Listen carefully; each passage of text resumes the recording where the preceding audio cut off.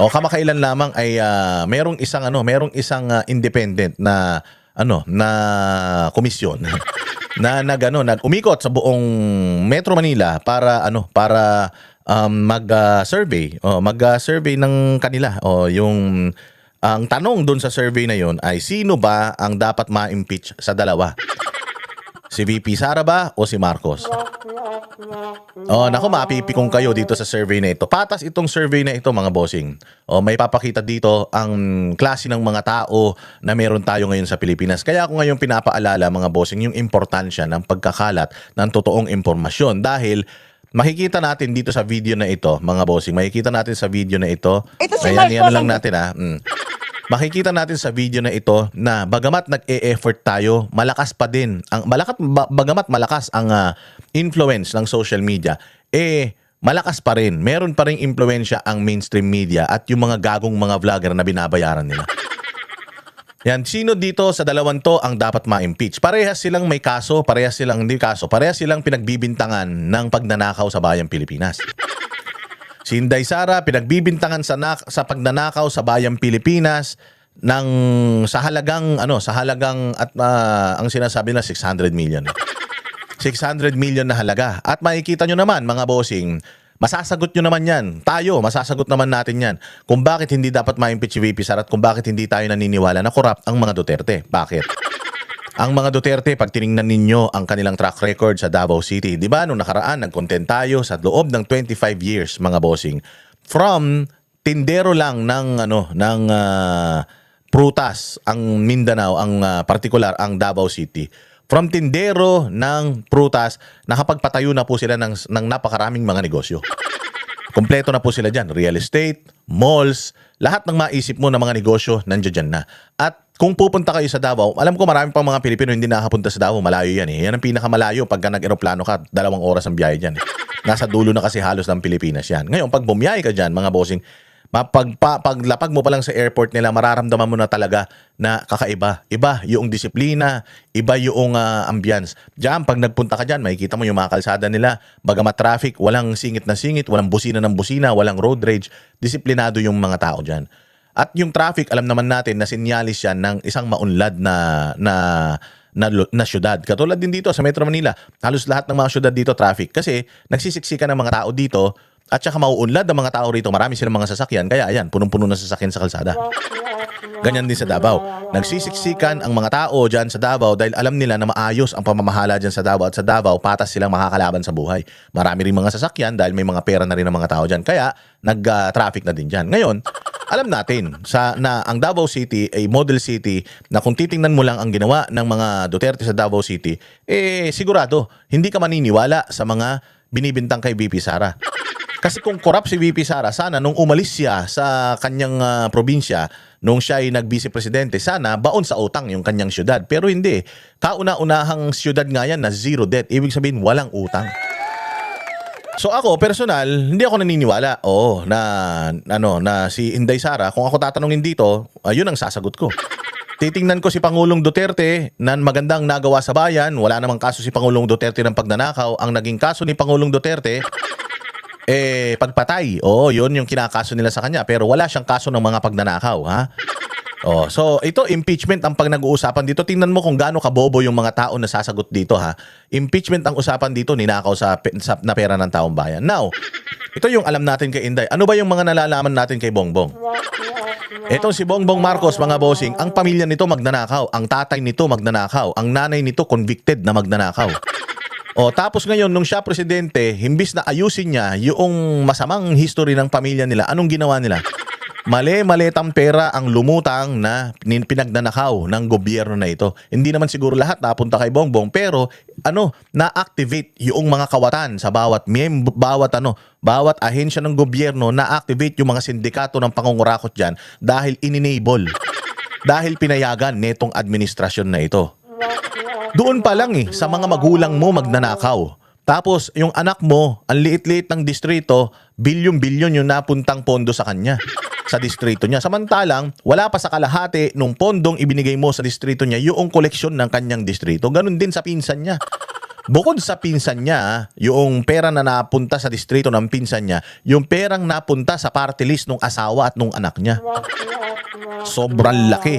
At we are talking about trillions. Since 2023 hanggang 2025, trillions of pesos po yung hindi pumunta sa taong bayan para sa serbisyo, di umanong ninakaw ng mga putang ina nito. Oh, yun ang pinag-uusapan natin ha. Kaya nga sabi ko nga sa inyo, importante ma-share ninyo ang mga videos na ito para sa mga mangmang sa Pilipinas, maintindihan nila kung bakit hindi na tayo dapat pamunuan ng panibagong Marcos at ng any Dilawan. Dahil walang nangyaring maganda sa bayang Pilipinas nung pinamunuan tayo ng mga loyalista at ng mga Dilawan tae. Nagkaroon lamang po ng break ang Pilipinas mula sa mga demonyong administrasyon nung umupo si Pangulong Duterte. 6 na taon sa loob ng 50 taon na ang Pilipinas ay putya ninanakawan ng kahit na sino pang mga presidente. 6 na taon sa 50 taon na yun lang tayo nakaraos sa pamumuno lang ni Pangulong Duterte na ibalik ang dignidad ng mga Pilipino, na ibalik ang tiwala ng mga investor, na buhay tayo ng marangal.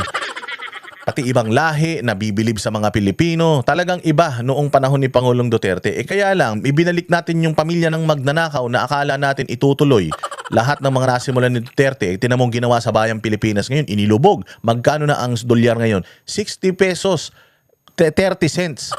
60-30, mga bossing, ang isang dolyar. Ganun kababa ang ekonomiya natin. Tapos mayabang sila. Nasasabihin, maayos ang ekonomiya. 130 pesos na ang diesel. Sasabihin nila walang krisis. O ngayon, gusto ko kayong inisin. Kaya ako sinasabi na importanteng maipakalat natin itong mga ganitong klase ng vlog. Yung mga ating pagpapaliwanag, papapakita na kung gaano ka dispalinghado ang utak, pag gaano ka disabled ang utak, mga mongoloid, itong mga nasa gobyerno ngayon. Kailangan ma-share ninyo yung mga videos na yan para yung mga hindi nakakaintindi, mas makumbinsi pa natin kasi matindi ang convincing power ng mga media. Di syempre, libre yung prangkisa nila eh. Syempre, libre silang nakakapagpalabas ng kanilang mga propaganda dyan sa kanilang mga balita at 50 taon na nilang ginagawa yan, yung pangmamanipulate sa utak ng mga Pilipino. Finally, nagkaroon sila ng katapat, which is social media. O kaya lang, meron din silang social media. O bagamat merong mga bumabatiko sa kanila sa social media na mga katulad natin, meron ding mga social media personalities na bayad nitong mali-maleta na ito na naninira sa mga Duterte. Kailangan nating i-counter yan. Papaano? Sigurado ako mas marami tayo, masang Pilipino, mas marami tayo kaysa dyan sa mga buwaka ng shit na yan. Kaya dapat gamitin ninyo ang bawat kapangyarihan ninyo, matulong nyo sa bayang Pilipinas na maipakalat sa buong Pilipinas etong mga ganitong klase ng vlog na nagmumulat, na pwedeng magmulat sa mga nakapikit na mata na mga bobong mga Pilipino. O panoorin ninyo ito para malaman nyo kung bakit kailangan nating galingan pa, lakasan pa yung ating kampanya para hindi tayo magkaroon ng mga tarantadong mga namumuno sa bayang Pilipinas pagdating ng 2028. Gusto kong ma-impeach. Bangag kasi. Wala siyang magandang isip. Para sa akin si BBM. Para sa akin, si Sara. O yan itong babae na to. Bakit si Sara? Bakit Bakit? Tingnan mo. Bakit Maraming hindi na aprobahan na ikukulong sa mga tinatawag na pagnanakaw sa Marami gobyerno. yung pinatay yung mga... O, di ba? O, bobo tong putang inang babae na ito. Itong walang utak na babae na to kaya patay gutom tong putang ina nito dahil tanga. Ang usapan dito, impeachment. Hindi nga niya alam kung bakit dapat ma-impeach si VP. Dapat ma-impeach si VP Sara dahil maraming pinatay yung pamilya nila. Hindi naman yun ang usapan. Tangina, yan yung sinasabi ko sa inyo, mga bossing, na propaganda ng mga dilawan. Yan yung sinasabi ko, propaganda ng mga vloggers ng mga kabila.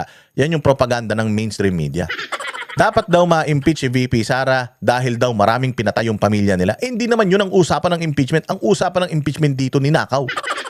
Ninakaw. Maraming ninakaw ang pamilya ni Bongbong Marcos mula pa sa mga magulang niya. Hindi na nga lang yun. Sa kanilang dalawa na lang ngayon. Gaano karami yung iskandalo na lumutang ngayon, mali-malitang pera. Involved ba si Inday Sara dyan? Yung bang mga whistleblower patungkol dito sa pagnanakaw na to, ini-involve ba yung mga Duterte dyan? Di ba hindi naman sila kasama sa mga iniimbestigahan dahil wala namang mga testigo na nagsasabi na nagnakaw sila sa pera ng taong bayan pagdating sa flood control scandal? So yun, ang impeachment para kay Inday Sara, yung confidential funds niya. Ang impeachment para kay Bongbong Marcos, yung kanyang pagiging adik, una. Pangalawa, yung kanyang kanyang pagpirma sa pinakamaanumalyang budget sa buong Pilipinas sa 2025 budget. Ayan, yung mga yan lang yung dalawa sa mga napaka-importante. Oh, yung mga kung ano-ano pang mga ibinibintang kay Bongbong, yan yung ibinibintang, tapos itong putarangis bobo na ito sasabihin, maraming pinatay ang pamilya na yan. Gago, wala pa kayo napapatunayan eh. Wala ngang kaso sa Pilipinas ng pagpatay ang mga yan. Tapos sasabihin mo, yan yung sinasabi ko na propaganda ng kabila na pinaniniwalaan nitong mga inutil na ito. Kaya importante, ipakalat nyo yung mga videos natin lahat para itong mga ganitong mga klase ng tao, manliit sila sa mga sarili nila sa tuwing naririnig nila yung mga pagtatanggol natin sa mga Duterte. Maimportante daw ang buhay kaysa sa pera. Gago ka ba? Kapag ninakawan ka, sabi nito importante ang buhay kaysa sa pera. Gago. So, ibig sabihin, kailangan, si Bongbong, okay lang na magnakaw siya. Kasi kailangan ma-impeach nila BP Sara dahil marami, di umanong napatay yung pamilya nila. Ganun ba yun? Ang napatay ng mga pamilya nila, sabihin na natin, totoo yung sinasabi mo, maraming napatay yung pamilya nila. Sino ba yung mga namatay nung puro kriminal naman? Siguro addict to, kaya yung anak nito. Sabi naman nung isa, ang ganda nung debate nila dito maraming napatay yung pamilya na yan. Importante ang buhay. Mas importante ang buhay kaysa sa pera. Pag ninakaw po yung pera, mas importante yun. Kasi pag ninakaw yung pera, maraming magugutom ng mga Pilipino at maraming mamamatay. Kapag ninakaw yung mga pera, lalong-lalo na sa flood control, maraming mamamatay sa malulunod ng mga Pilipino. So, equal po na importante ang buhay at ang ninakaw na pera. Hindi pwedeng mas importante yung isa, less important yung isa. Puta, ganyan kabobo yung mga dilawan tait, mga loyalista ni Bongbong. Mga abnormal. Kung ako lang ang nakaharap nito, baka pinukpok ko ng mic to Dilat na dilat yung mata gigil na gigil. Alam mong adik ang pamilya Ang Yun lang buhay naman sa mas akin. mahalaga sa pera. Hindi. Ang buhay mas mahalaga daw sa pera. Anong sagot ni Kuya? Walang pagkain yung Pilipino pag ninakawan tayo ng pera. Diba? Ang ganda ng sagot ni Kuya, palakpakan. Walang pagkain ng Pilipino pag ninakawan tayo ng pera. At pag ninakawan tayo ng pera, walang pagkain ng Pilipino, mamamatay ang mga Pilipino. Ang masaklap, ang mga namatay nung panahon ng tatay ni Inday Sara, mga kriminal. Ang problema ngayon, sa pagnanakaw nila Bongbong Marcos, ang namamatay, pati mga inosente, pati mga bata, pati mga matatanda, lahat girl, boy, bakla, tomboy. Lahat yan mamamatay pag nagnakaw ng pera. Hindi ba napahiya si ate? Napatalikod si ate? Anong sabi ni ate? Ang mga taong bayan. Nagpapakain si BBM. Ma'am, kayo naman po, ma'am. Nagpapakain si BBM. Anong pinapakain niya? Anong pinapakain niya? Okay na yun. Nagpapakain si BBM. Okay na yun. Ganyan sila kapag kinumpronta mo. Yung mga ulul na yan, sabi ko nga sa inyo, sinasabi nila kulto mga Duterte. Tingnan mo, ang sinasabi nung babae, mas importante ang buhay kaysa sa pera. Ang galing ng Duterte supporter. Sabi ng Duterte supporter, pag ninakawan po tayo ng pera, maraming mga Pilipino na magugutom. Pag nagutom po ang mga Pilipino, mamamatay po yan. Pagka ninakawan ng mga Pilipino, maraming mga Pilipino mamamatay. Pati yung mga matitinong mga Pilipino madadamay. Yung sa kontra illegal na droga, ang apektado po dyan yung mga masasamang loob. So kung mamatay yung mga masasamang loob, dapat lang sa kanila yun kasi masasamang loob nga sila Ang mahirap dito, anak mo, inosente, dahil wala ka nang maipakain, mamamatay sa gutom dahil ninanakaw ng mga taga-gobyerno, mas okay sa'yo yun. Tas ang sabi naman nung aling babae, hindi, maraming pinapakain si Bongbong. Sino? Tanungin mo siya, napakain ka na ba ni Bongbong? So sasabihin niyan, hindi pa. Anong pinapakain ni Bongbong? Ang tagal ko na dito, wala pang pinakain sa akin si Bongbong. Ano yung tonetong pansit? Di ba, basta lang may masabi sila. Wala silang masabi na mga ginagawa ng mga Marcos, puros kasinungalingan. Maraming pinapakain si Marcos. Oo, marami siyang pinapakain mga kriminal sa Pilipinas. Marami siyang pinapakain ng mga magnanakaw, ng mga congressman, mga senador, mga sekretary, ng mga pinayaman niya. Ako, sasagutin ko talagang ganyan yan Tapos biglang sinabi niya, ay basta. Di ba? So yan yung mga tao na kailangan natin makumbinsi. Kailangan maidikdik natin sa mga kukotin nila kung gaano sila mga katanga. Eto si Kuya, binoto rin niya si Inday Sara. Bakit? Sara?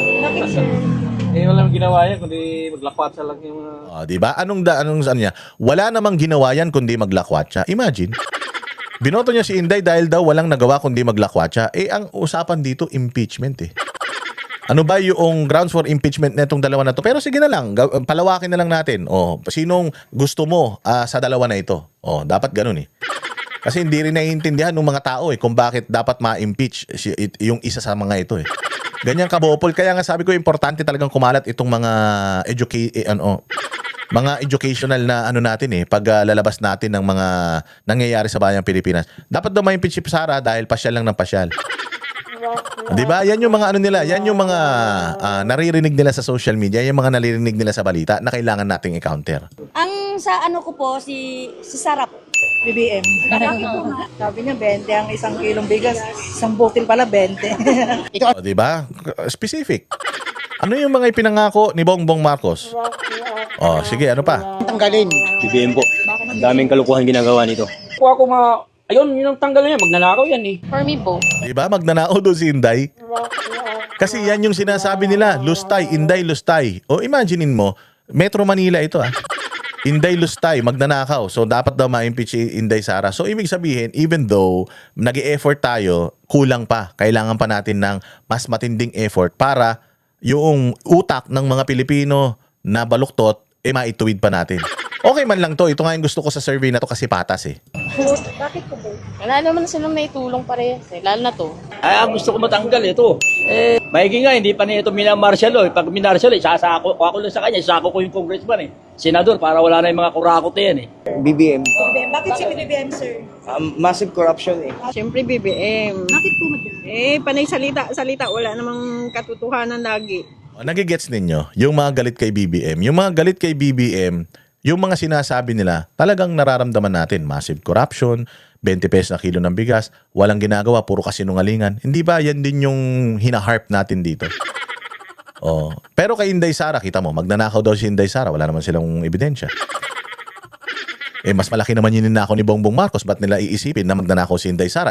Ang Davao City, ang ganda-ganda, wala ngang utang ang Davao City nung iniwanan niya. Anong nanakawin naman ni Inday Sara? Wala namang budget yung kanyang opisina. Wala ngang 1 bilyon yung budget ng kanyang opisina. Enough lang yung budget ng kanyang opisina para sa mga araw-araw na gawain ng Office of the Vice President. Pampasweldo lang, pambayad ng mga opisina, pambigay tulong sa mga na mga bahagya.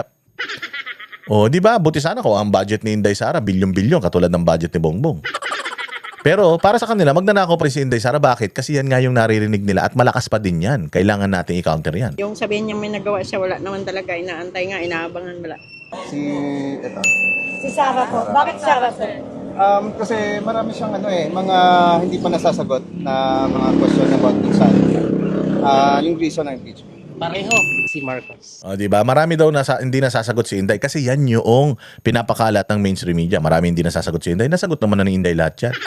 Lahat ng mga paratang nila kay Inday actually nasagot niya na. Kahit sa mga interview niya, nasagot na rin niya yan. Pero narinig ba nila yung sagot ni Inday? Hindi. Kasi nga, ang pinalalabas ng mainstream media, hindi niya sinasagot. So, yun yung paniniwalaan ng mga tao. Kaya nga, kailangan pa nating ipakalat itong mga ganitong klase ng mga vlog. Daming evidence naman. Siya. BBM, bakit hindi? Hindi. Basta lang. Yun lang. Parehas lang naman nila hindi ginagawa yung tungkulin nila sa gobyerno. Alam mo, maintindihan ko pa yung sabihin na parehas Parehas sila. O bakit? Kasi, wala, mahirap ang Pilipinas. Away pa sila ng away dalawa. Unity sila. Niloko nila taong bayan. Parehas sila naman ang loko sa taong bayan Ng unity, ayusin nila ba yung Pilipinas, tapos pagdating sa dulo. Sa bagay, kasalanan naman ni Bongbong kung bakit nagkahiwalay silang dalawa at kung bakit hindi nag-work yung relationship nila. Pero kung dalawa sila, mas okay pa yun kaysa dun sa isa lang. Halimbawa, si Inday lang o si Inday lang, di ba? Okay pa sa akin yung dalawa Kasi totoo naman, tandem yan sila Naghihirap ang bayang Pilipinas, 1 and 2 sila, wala sila parehas nagagawa para maayos ang bayang Pilipinas. Pwedeng ganun. Pero si Inday Sara, malabo. Matatanggap ko na dalawa sila yung desisyon kaysa isa lang. Kasi pag isa lang, halimbawa si Inday lang tinuro, ibig sabihin nun, maling impormasyon yung nakakarating sa kanila. Yun yung dapat nating i-counter. O kita mo, dikit na dikit yan. Dikit na dikit lang yung kanilang survey. BBM po. Bakit po? Di ba alam na natin kung sinong tinutukoy tapos di naman nakukulong. Pareho lang. Bakit sir? Si PBBM. Kasi parang hindi namin naramdaman. Lalong naghihirap yung mga taong bayan. Si Marcos.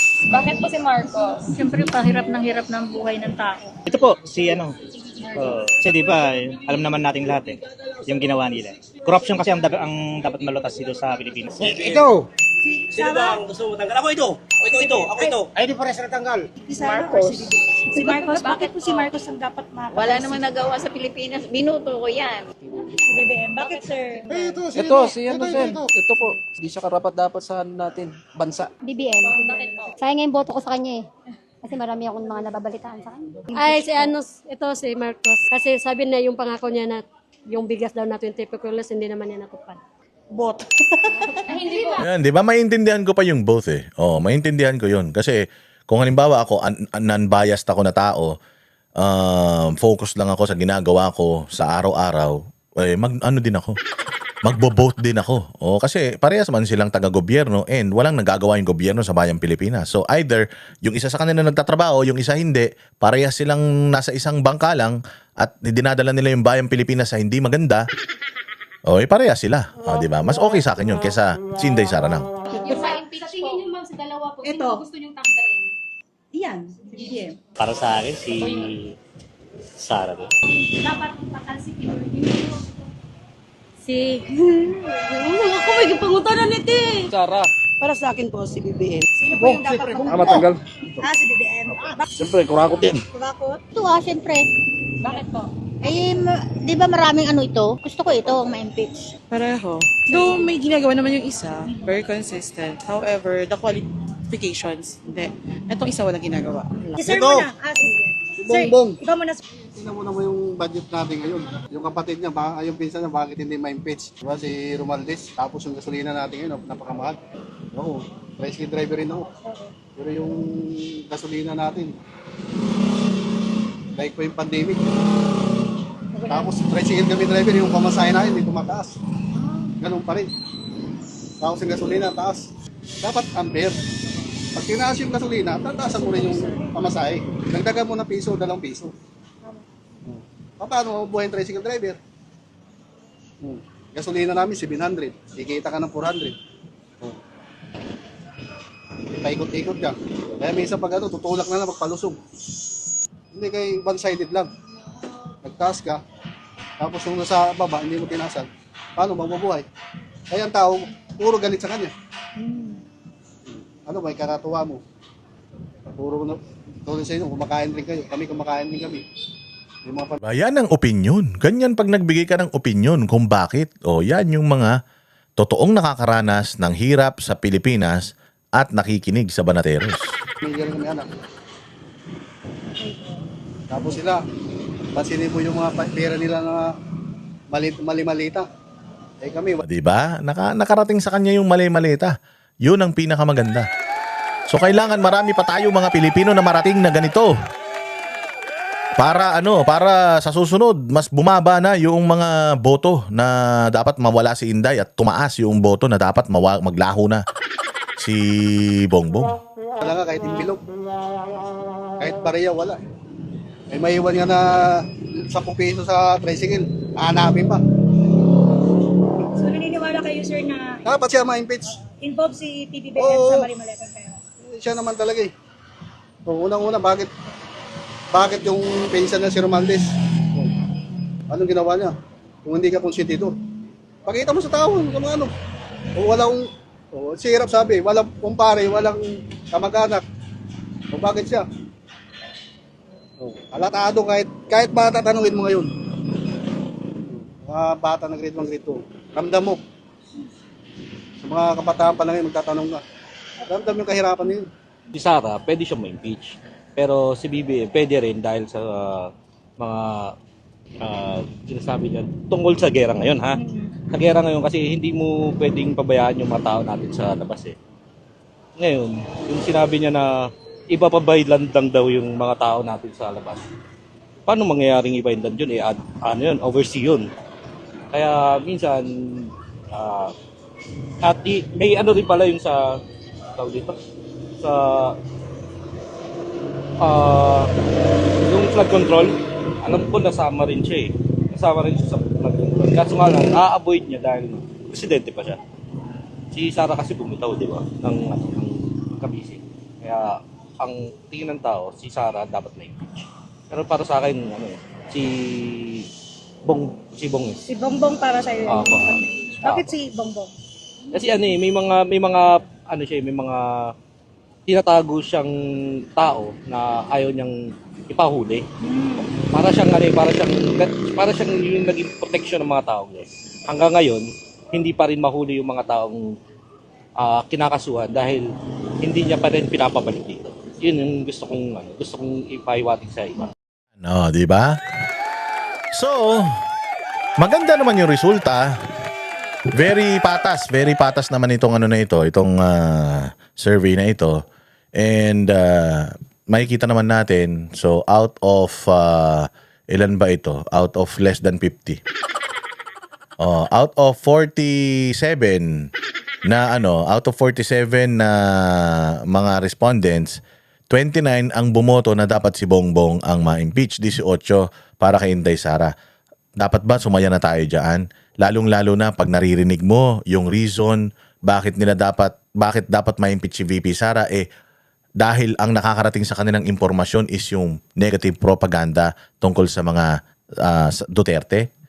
'Di ba? Dapat ang makita natin sa mga susunod na survey, bumaba na itong mga gustong ma-impeach si Inday Sara, tapos tumaas itong mga gustong ma-impeach si Bongbong. Mas tumaas pa. Mataas na, pero mas tumaas pa. Dito sa survey na ito, makikita mo na talagang majority ng mga Pilipino, alam na yung mga ginagawang katarantaduhan, kademonyohan, kahayupan ni Bongbong. Pero marami pa rin mga Pilipino ang maling mga impormasyon yung nakakarating sa kanila. Kaya ganito pa yung numero ni Inday Sara. Sa susunod, we hope na mas marami pa tayong ma-reach, mas marami pang makapakinig sa atin sa tulong ninyo, mga subscribers, followers. Marami pa tayong ma-convince para maipaliwanag natin sa kanila na between these two, ang pinaka dapat na maging leader ng bayang Pilipinas, between these two itong si Inday Sara. Why? Kung ano man yung mga resibo na nagawa niya diyan sa Davao City, enough na na yun, na patunay na yun, na itong mga Duterte makakabuti sa bayang Pilipinas, at itong mga Marcos, history tells us na itong mga Marcos, mga demonyo at magnanakaw lang talaga. So, nanalo tayo dito sa na to. Maganda yung numero, pero mataas pa rin yung mga mangmang, mataas pa rin yung mga hindi nakakaintindi. Kaya kailangan tulungan nyo kami, mga banateros, at lahat ng mga vloggers na mga align sa mga Duterte o mga pinagtatanggol ng mga Duterte na walang mga bayad yan, kailangan, mga bossing, tulungan nyo kami na maipakalat ang lahat ng ito para mas maintindihan pa ng tao, dahil nakasalalay sa majority ng mga Pilipino yung future ng bayan natin. Because kung kung magpapatay-patay tayo, o kahit anong sigaw natin dito, kung hindi natin makukumbinsi yung mga hindi pa kumbinsido, mahihirapan tayo. Bakit? Ang daming pera ninakaw nila. Sa dami ng pera na ninakaw nila, gagamitin nila yan para bumili ng boto. Tapos puro ayudahan pa ginagawa ng gobyerno ngayon. Pag nag-ayuda, isipin talaga ng tao na inaayuda. Alam mo, gusto ng gobyerno ngayon na may krisis na kinakaharap ang Pilipinas. Kasi pag may krisis, anong unang-unang pumapasok sa isip nila? Ayuda. Bigyan natin ng ayuda. Yun ang unang-unang papasok sa isip nila. Pag nagbigay ka ng ayuda, ibig sabihin, parang nabibili mo na yung boto ng tao na yan. Malapit na abotohan. Ilang taon na lang. Siyempre, nabigyan ako 5,000 ayuda. Ay, mahal ako ni ganito.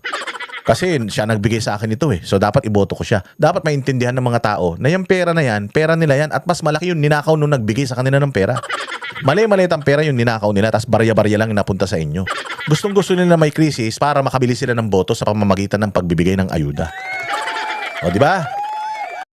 Kami ang boses ng masa, hindi natatakot. Katotohanan lang, di kami nalulunod. Walang bahid ng sismis, lahat ay totoo. Kahit sino ka pa, pag mali ka babanatan ka. Walang pinipiling kulay, wala kaming kinikilingan. Basta para sa bayan, kami lalaban. Pagdama palakpakan, pag mali banatan, di matitinag, di matatakot. Para sa bayan, tuloy ang sigaw. Sa harap ng kamera, walang halong takot. Mga baluktot, lahat kayo'y tutumba. Ang hustisya at totoo, yun lang ang mahalaga. Kahit sinong harang, di kami matitinag.